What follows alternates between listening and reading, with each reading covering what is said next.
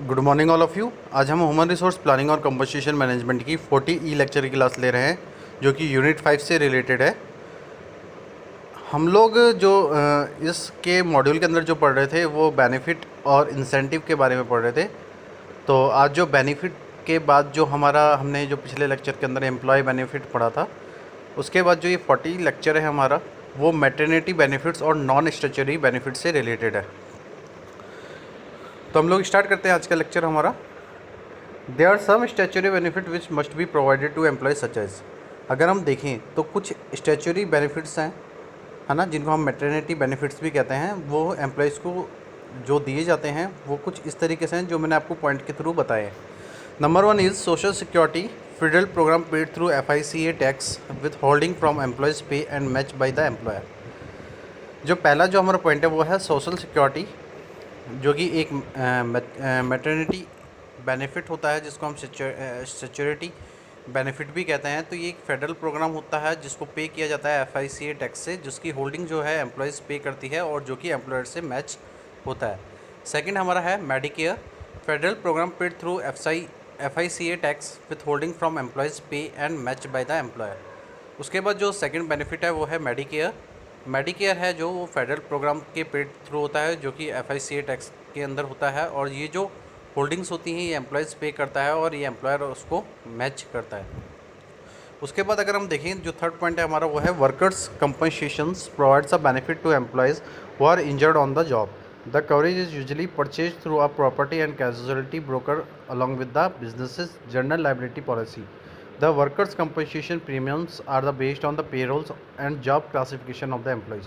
जो worker compensation जो कि प्रोवाइड किया जाता है एम्प्लॉयज़ को बेनिफिट को, वो जब कोई पर्टिकुलर जॉब के अंदर इंजर्ड हो जाता है तो उसको ये बेनिफिट दिया जाता है। तो ये जो भी कवरेज होती है उसको हम अपनी प्रॉपर्टी और कैजुअलिटी ब्रोकर को परचेज़ करके अपनी बिजनेस जनरल लाइबिलिटी पॉलिसी के थ्रू उसको पे करते हैं। तो जो वर्कर्स कंपनसेशन प्रीमियम्स हैं वो बेस्ड होते हैं उनके पेरोल से और एम्प्लॉयज़ के जॉब क्लासिफिकेशन से। नेक्स्ट है हमारा statutory disability provides an income replacement for those employees who suffer an accident और sickness off the job. In New Jersey employees contribute 0.5% of the first 32 $600 of the employees wages during 2006. After contributing for 3 years, an employer become eligible for an experience rating ranging from 0.1% to a maximum of 1.1%. That depends on the employer contribution and benefits history and on the balance of in the state fund. State fund employees also pay their pro rate share of the cost of administrating the state fund.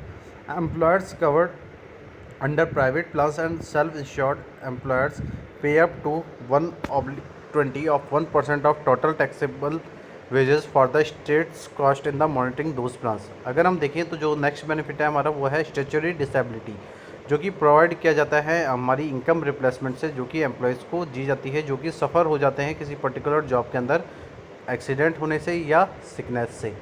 तो अगर हम देखें तो जो new Jersey country है उसके अंदर जो एम्प्लॉयज़ का कंट्रीब्यूट है वो 0.5% था फर्स्ट बार, और जो एम्प्लॉयज़ का जो वेजेस था ड्यूरिंग 2006 वो $32,600 था। उसके बाद जो 3 साल बाद उसकी जो कंट्रीब्यूटिंग हुई तो एम्प्लॉयर को जो एम्प्लॉयर थे वो एलिजिबल हो गए थे कि वो अपने एक्सपेंस के बेसिस पे रेटिंग दे। तो जो रेटिंग थी हमारी वो 0.1% से और 1.1% के अंडर थी। तो ये जो रेटिंग थी ये डिपेंड करती थी कि एम्प्लॉय का किस तरीके का कंट्रीब्यूशन है, किस तरीके की बेनिफिट हिस्ट्री है, जो कि उसके स्टेट फंड को बैलेंस करता है। और जो स्टेट फंड एम्प्लॉयर्स हैं वो पे करते हैं उन प्रो रेट शेयर को, जो कि उस कॉस्ट ऑफ एडमिनिस्ट्रेटिंग या स्टेट फंड से रिलेटेड होते हैं।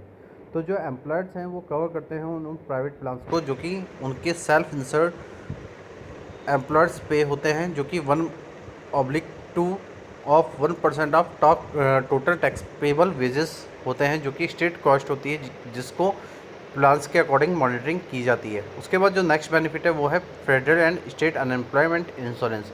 जो फेडरल और स्टेट अनएम्प्लॉयमेंट इंश्योरेंस है वो भी एक तरीके का हमारा स्टैट्यूटरी बेनिफिट्स है, जो कि कोई हमारी गवर्नमेंट हमें प्रोवाइड कराती है। नेक्स्ट क्या है, the most common non statutory employ benefits include अगर हम नॉन स्टैच्यूटरी बेनिफिट्स की बात करें जो कि एम्प्लॉय को दिए जाते हैं, उसमें नंबर 1 है हेल्थ इंश्योरेंस। अगर हेल्थ इंश्योरेंस की बात करें तो हम जो भी हेल्थ इंश्योरेंस के रिगार्डिंग जो भी बेनिफिट्स है वो एम्प्लॉयज़ को दिए जाते हैं। तो health insurance provide imbursements to the employees for medical expenses incurred by them on their family members. Health insurance purchase by the employ is priced on a group basis.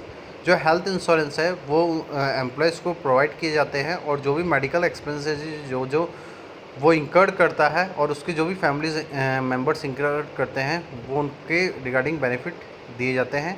तो जो health insurance है वो एक employer purchase करता है जो कि एक ग्रुप बेसिस पे उसकी प्राइस डिसाइड होती है। नेक्स्ट है हमारा dental insurance provides reimbursement of the reimbursement to the employees for dental expenses incurred by them or their family members. Dental insurance rates are determined by the gender और age। जो dental insurance है वो provide किया जाता है reimbursement employees को जो कि उनके डेंटल एक्सपेंस से इंकर्ड होते हैं, जो कि उनका और उनकी फैमिली मेम्बर्स के लिए होते हैं। और जो भी डेंटल इंश्योरेंस रेट्स होती हैं उनको उनकी जेंडर और एज से डिटरमाइन किया जाता है। नेक्स्ट है हमारा group life insurance provides a death benefit to a employ beneficiary in the event of the employee's death. Rates are determined by the age and gender. जो ग्रुप लाइफ इंश्योरेंस है जो कि provide किया जाता है एक डेथ बेनिफिट एम्प्लॉय के beneficiary के लिए, तो जो भी इवेंट है वो एम्प्लॉय की डेथ के बाद उसको प्रोवाइड किया जाता है। तो हम ये देखते हैं कि जो भी रेट्स होती हैं ये ग्रुप लाइफ इंश्योरेंस की उनको डिटरमाइन किया जाता है एज और जेंडर से। इसके बाद जो नेक्स्ट पॉइंट है हमारा वो है long term group long term disability insurance provide reimbursement to an employ who become disabled. The benefit is expected as a percentage of salary but not greater than a certain maximum depending on the size of the group and the salaries. The maximum could be low as $3,000 up to $10,000. The benefit is paid to the employees after a stated number of days after the disability occurs. The common waiting elimination periods are 90 और 180 days. उसके बाद जो next benefit है वो है group long term disability insurance जो कि employees के रिइंबर्समेंट में प्रोवाइड किया जाता है जब वो एम्प्लॉय कोई डिसेबल्ड हो जाता है। तो जो बेनिफिट है वो एक्सप्रेस करता है उस परसेंट को जो कि सैलरी का होता है, जो कि ज़्यादा ग्रेटर भी नहीं होता और सर्टेन मैक्सिमम भी नहीं होता। ये डिपेंड होता है ग्रुप के साइज़ से और जो भी सैलरी है उसके मैक्सिमम से। अगर सैलरी जो है हमारी $3,000 से कम है या $10,000 से ऊपर है तो हमको वो ये इंश्योरेंस प्रोवाइड किया जाता है। तो जो बेनिफिट है वो एम्प्लॉयज़ को पे किया जाता है जब वो नंबर ऑफ़ डेज़ से और जब तक डिसेबिलिटी होती है तब तक। और जो भी कॉमन वेटिंग है या एलिमिनेशन पीरियड है वो 90 और 180 डेज़ होते हैं। नेक्स्ट जो बेनिफिट है हमारा वो है group short term disability insurance provides supplemental reimbursement above the statutory disability payment to an employ who become disabled. The New Jersey statutory disability benefit is a weekly benefit of 2/3 of the claimant average weekly wage based on the average of the last 8 weeks employment prior to disability, but not more than 53% of the state average weekly wage. The maximum weekly benefit for 2016 is $595. The group short term DEL will supplement the statutory benefit. उसके बाद जो हमारा next benefit है वो है group short term disability insurance जो कि supplemental reimbursement provide किया जाता है और ये अबव होता है स्टैट्यूटरी डिसेबिलिटी पेमेंट से, जो कि एक एम्प्लॉय को डिसेबल्ड होने के बाद मिलता है। तो जो न्यू जर्सी कंट्री है उसमें जो स्टैट्यूटरी डिसेबिलिटी बेनिफिट है वो वीकली बेनिफिट होता है जो कि उसके वीकली बेस के एवरेज से उसको प्रोवाइड किया जाता है और ये बेस्ड होता है average of the last 8 weeks जो कि एम्प्लॉयमेंट पीरियड से डिसेबिलिटी तक होता है, मतलब जब से वो काम कर रहा है और जब तक वो डिसेबल होता है उतने टाइम पीरियड के लिए उसको वो इंश्योरेंस पेमेंट प्रोवाइड किया जाता है।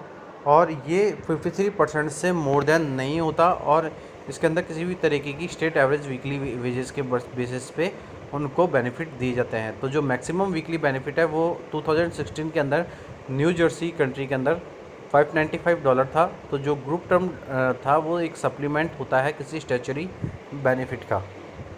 इसके बाद जो नेक्स्ट हमारा बेनिफिट है वो है vision plan provides reimbursement for I exams and glasses contact lens. जो विज़न प्लान है वो एम्प्लॉयज़ को प्रोवाइड किया जाता है जो कि रीइंबर्समेंट होता है उसके आई एग्ज़ाम से, और उनको ग्लासेस या कॉन्टैक्ट लेंस प्रोवाइड किए जाते हैं।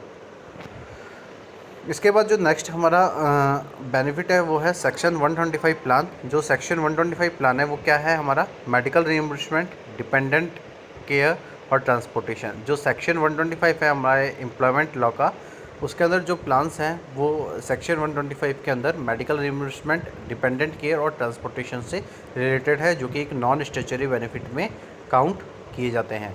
तो आज के लेक्चर के अंदर हमने स्टैट्यूटरी बेनिफिट्स, मैटरनिटी बेनिफिट्स और नॉन स्टैट्यूटरी बेनिफिट्स जो एम्प्लॉयज़ को दिए जाते हैं उनके बारे में आज हमने इस टॉपिक के अंदर क्लियर किया है। आज के लिए इतना ही। Thank you so much and have a nice day.